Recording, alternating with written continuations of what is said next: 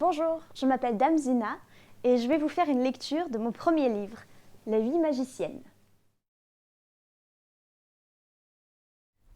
Fille d'artisan, la jeune artiste occupait ses journées dans l'atelier de ses parents à la fabrication de masques et de chapeaux pour le carnaval annuel.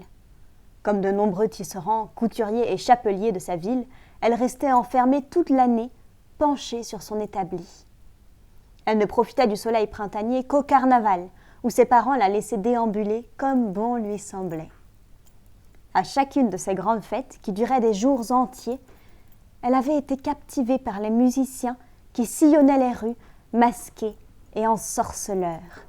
Leur art la fascinait, et elle attendait toute l'année de pouvoir les écouter à nouveau. Dorénavant, elle est fée de la musique, de l'harmonie et du mystère. Elle veille sur les créateurs et les artisans, sur ceux qui travaillent de leurs mains, sur les artistes discrets. Elle est également l'ange gardien des pauvres, à qui elle offre des talents manuels. Elle vit dans un palazzo de sa ville natale, avec sa troupe de musiciens de rue. Tous les artisans des rues vénitiennes y sont les bienvenus. Il n'y avait que quelques heures à vol d'esprit de l'air entre le campement et la grande cité des masques. Gaadi n'eut aucune difficulté à localiser le palazzo de la fée. Elle survola les canaux bleu clair, presque argentés, là où le soleil chaud se faufilait jusqu'au ras de l'eau. Les bâtiments orange et rose clair s'alignaient en îlots de labyrinthe. Toute la ville connaissait Effet, et elle fut accompagnée par quelques habitants jusqu'à la grande porte de son palais. Elle entra par l'entrebâillement du portail et se retrouva dans une cour pavée entourée d'arches en pierre claire. Guidée par le son de voix fortes, elle entra dans une pièce large. Une mosaïque dorée ornait le sol de détails subtils. Une grande table de bois couverte d'un repas formait le centre de l'agitation. Sur les bancs la bordant, un régiment d'hommes et de femmes se servait de mets aux couleurs vives dans de grandes assiettes pastel. La remarquant soudain, ils marquèrent quelques secondes de silence. Puis une vieille femme s'approcha d'elle. « Veux-tu te joindre à notre table ?» demanda-t-elle avec un regard avenant. Toute la ville lui est la bienvenue. Gaadi refusa poliment et demanda plutôt à voir Effet, la maîtresse de maison. « Oh, vous êtes son invitée !» s'exclama-t-elle avec entrain. « Elle nous avait annoncé votre arrivée. Venez donc avec moi, jeune fille. » La femme, étonnamment agile pour son âge, l'accompagna à travers des galeries et des pièces élégamment ornées de sculptures de pierre et de moulures fines. Chaque pièce semblait vivre. Mais il n'y avait personne, nulle part. Après quelques minutes de visite du palais, elles débouchèrent sur une pièce ouverte sur la cour centrale. Effet, qui jouait d'une mandoline, assise au bord d'une fenêtre, se leva immédiatement quand les deux femmes entrèrent. « J'espère que tu as fait bon voyage. Tara m'a prévenu qu'elle enverrait une invitée royale. » Gaadi la regarda de haut en bas. Elle ne savait pas à quoi ressemblerait Effet car le parchemin de la reine ne la montrait que masquée. Elle n'était pas très grande, mais semblait forte et vive. Tout en elle respirait la joie de vivre et l'instant présent. La magicienne se retourna vers la vieille femme. « Je te remercie, Helena, de l'avoir accompagnée. » Cette dernière repartit sans un bruit, avec une délicatesse étonnante. « Tu arrives alors que la bâtisse est bien vide. Il est midi et la plupart des habitants sont dehors ou déjeunent en bas. Cet après-midi, tu pourras les rencontrer. Ils vivent tous dans le palais. »« J'en serai honorée. Ils ont l'air extraordinaires, » la remercia Gaadi. « J'aimerais avant tout vous transmettre la raison de ma visite. Je viens vous remettre en main propre l'invitation de notre reine. Tara attend un enfant et voudrait que vous soyez sa marraine, avec les autres fées du royaume. Je viens donc vous convier le premier jour du printemps à sa fête de naissance. » Effet eut un mouvement de joie en apprenant la nouvelle. « Tara doit être si heureuse. La princesse sera une fée unique, assura-t-elle. J'en suis certaine. Maintenant que j'ai rempli ma mission, j'aimerais vous demander quelque chose d'autre, osa Gaadi, si ce n'est pas indiscret. » Effet hocha la tête avec enthousiasme. La petite fée continua. « J'aimerais savoir comment vous êtes devenue une fée. » J'ai appris que c'est Tara qui vous donnait vos pouvoirs en sa qualité de reine des fées, mais comment les avez-vous mérités? C'est une longue histoire. Des rencontres, des personnes magnifiques m'ont appris à être moi-même et à avoir du courage. J'avais travaillé à l'atelier de mes parents toute mon enfance. J'étais habile de mes mains et je les aidais beaucoup à confectionner les motifs fins de leurs masques et de leurs chapeaux. Comme beaucoup d'enfants de Venise, je ne sortais jamais, sauf pour acheter des perles, des rubans ou des plumes. Je travaillais dur et mon avenir était tout tracé. Je reprendrai l'atelier de ma famille. Un soir de mes 14 ans, je me retournais dans mon lit sans réussir à trouver le sommeil. J'étais restée enfermée une semaine entière dans l'atelier, le carnaval approchant. C'était la période la plus chargée de l'année, durant laquelle nous devions travailler plus dur encore qu'habituellement pour finaliser nos costumes. Je me décidai à sortir prendre l'air pour pouvoir m'endormir plus détendue. En marchant silencieusement sur les pavés de mon quartier, j'entendis des musiciens jouer à quelques rues de là. En m'approchant, je me promis de ne pas rester longtemps.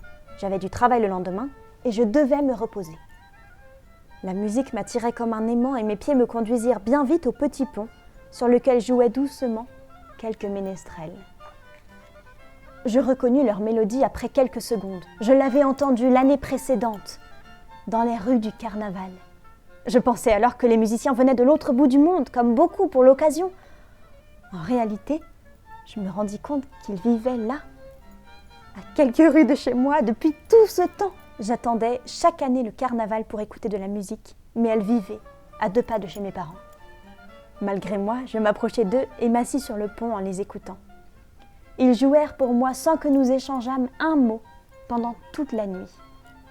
Au petit matin, me faufilant chez mes parents sur la pointe des pieds, je me sentais rechargée et pleine d'énergie. Je revins le soir même et tous les soirs suivants pendant des semaines. Je n'étais plus jamais fatiguée alors que je semblais toujours manquer de sommeil auparavant. Mes parents ne devinaient rien. Je travaillais mieux qu'avant, j'étais plus heureuse et je vendais mieux nos créations. Après quelque temps, nous commençâmes à parler, les musiciens et moi. Ils se présentèrent et je fis de même. Ils me dirent qu'ils vivaient dans la rue, de leur musique. L'un d'eux m'enseigna quelques accords sur sa guitare. Chaque soir, ils m'apprirent un peu plus de leurs instruments. Je comprenais à une vitesse vertigineuse. Je sentais que je découvrais mon destin, la musique. Ils le comprirent bien vite et m'invitèrent à les rejoindre pour le carnaval, à jouer dans nos rues. « Vous l'avez fait, Sanki Gadji ? Et vos parents ne vous l'ont pas interdit ?» Ils ne savaient toujours rien. Ils ont tout découvert le jour du carnaval. La veille, l'atelier avait fermé très tard. Les ventes les plus importantes de l'année se déroulaient ce soir-là et je ne pouvais y échapper. Je rejoignis ma petite troupe au milieu de la nuit et nous répétâmes jusqu'au matin. Lorsque les premiers visiteurs arrivèrent en ville, nous nous étions déjà installés sur la grande place principale, avant tous les autres musiciens. Mes nouveaux amis disaient que j'avais du talent et qu'ils voulaient me montrer au monde. Mes parents m'ont découvert par hasard avec mes compagnons et notre musique les a empêchés de me réprimander. C'était beau. En tant qu'artisans, ils le reconnaissaient. Nous avons joué sans aucune pause pendant les 4 premiers jours du carnaval. Mes amis ont reçu plus d'aumônes qu'ils n'en avaient jamais eu. Pour ma part, je ne demandais rien. Notre année à l'atelier était bonne et je n'avais besoin de rien de plus qu'un toit et des repas chauds. Ils avaient bien plus besoin de cet argent que moi. Le 5e jour, alors que nous jouions avec entrain dans la cohue de la Grand Place, une clameur se fit entendre. Sans cesser de jouer, nous portâmes notre attention sur la rue d'où venait le bruit. Après quelques minutes, où je ne vis rien d'autre que des visiteurs plus grands que moi, un char pénétra sur la place. Des cris d'admiration révélaient qu'il transportait le roi. Je savais qu'il venait certaines années à notre carnaval, mais je n'avais jamais eu la chance de le voir en personne. Ce jour-là, je jouais à quelques mètres de lui. « Mais il a entendu votre musique ?» demanda la fée bleue. « Oui, après quelques minutes dans la foule, il a écouté, demandé le silence sur la place, et nous avons joué devant lui. Nous tremblions de peur devant cet auditoire impressionnant, mais pas un de nous ne fit la moindre fausse note. Nous jouâmes 1 heure entière dans un silence absolu. Le roi ne bougeait pas sur son promontoire. Il écoutait, religieusement. À la fin d'un morceau, il se mit à applaudir bruyamment. Nous comprîmes alors que notre heure de gloire était terminée. Nous nous en rappellerions toute notre existence, mais devions retourner à notre vie. C'est à cet instant que je réalisais le trésor qui était entre nos mains. Jouant quelques notes fortissimo, je demandais le silence. Le roi cessa d'applaudir, le regard interrogateur. Après avoir enlevé mon masque, je m'éclaircis la voix. « Votre Altesse, je vous remercie de nous avoir écoutés. C'est un grand honneur pour nous, simples musiciens de rue. Mes camarades me regardaient sans comprendre ce que je faisais. Cependant, à ce mot, les gardes royaux traversèrent la foule pour m'empêcher de continuer. Mais le roi les arrêta d'un geste. « Laissez-la continuer. Elle a béni nos oreilles de son art. Nous pouvons bien entendre ce qu'elle veut dire. » Je le remerciai du regard et repris. « Votre Altesse, comme je le disais, c'est un honneur de vous recevoir, nous qui sommes de simples musiciens. Mes camarades dorment toute l'année sur les pavés que votre char a traversés, mais ils jouent pour vous aujourd'hui, et c'est un honneur que vous nous accordez. » Les gardes me regardaient d'un air méfiant. Ils savaient bien que je risquais de demander une faveur à notre roi sur une place publique. S'il pouvait bénéficier de votre protection, comme les musiciens de votre cour à la capitale, bien moins talentueux qu'eux, vous reconnaîtriez le talent de vos sujets avec un remerciement qui renforcerait votre honneur. Je vis dans les yeux du roi qu'il comprenait l'astuce de mon discours, mais, à ma grande surprise, ma tentative de soutien à mes amis porta ses fruits. Alors qu'un murmure désapprobateur circulait parmi les visiteurs masqués sur la place, le roi reprit la parole. « Jeune fille, tu es bien audacieuse de me demander aussi directement ce que tu viens de me réclamer. » Je sentis mes joues rougir de honte. J'avais été bien téméraire et je voulus me faire minuscule devant les regards lourds de la foule. Je savais que personne ne m'en voulait, mais chacun était gêné de risquer d'être vu comme un peuple ingrat. Nul n'osait me regarder fièrement et m'apporter son soutien. En détournant mon regard du roi, je croisais celui de mes parents dans la foule. Eux me regardaient avec tendresse, et je trouvais dans leurs yeux le courage de lever les miens à nouveau vers le roi. « Si chacun de mes sujets était comme toi, continua-t-il, notre royaume serait plus glorieux et fier encore. » J'expirais avec soulagement. Il n'avait pas mal pris mon intervention. « Jeune fille, ta troupe devient à compter d'aujourd'hui la troupe royale de musique de rue de la Cité des Masques. Tu as charmé mes oreilles et votre talent mérite d'être reconnu. Tu as eu raison de demander. Nul n'aurait pu deviner d'où vous venez et vous seriez restés de très bons musiciens vivant dans la rue. Tu peux aujourd'hui rendre ta ville fière. » Mes parents se mirent à applaudir avec ferveur et toute la place les suivit. Bientôt, même le roi se remit, lui aussi, à nous applaudir. En me tournant vers mes amis, les yeux pleins de larmes de bonheur, je vis leurs bras ouverts et nous nous serrâmes tous en une tendre embrassade. « Vous leur avez changé la vie ?» soupira Gaadi avec admiration. « J'ai simplement aidé à ce que leur vie soit à la hauteur de leur talent.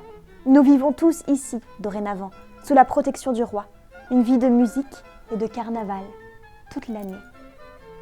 Viens donc, assez parlé de moi, viens les rencontrer et écouter leur musique. » Effet entraîna la petite fée dans le palais où ses habitants avaient repris leurs appartements depuis son arrivée. Et Gaadi assista à un concert mémorable de la magicienne et sa troupe.